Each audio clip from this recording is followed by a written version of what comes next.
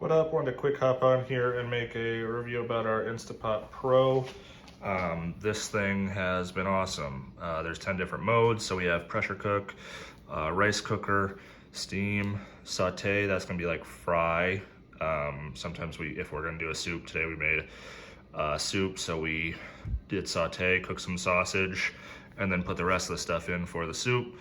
Slow cooker, that'll be like a crock pot. Sous vide, we just tried that this weekend. It was great. Did a steak and then pan fried it. You could set the exact temperature that you wanted. Yogurt, have not tried that, and then bake.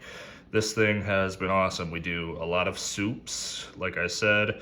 Another thing, the old Instapot, I don't know if it was an issue that we had. We used it all the time, but we just got this for after our wedding. But the old one, we always get a burn notice. This one, we have not gotten that at all. So this has been great. Yeah, 10 out of 10, would recommend.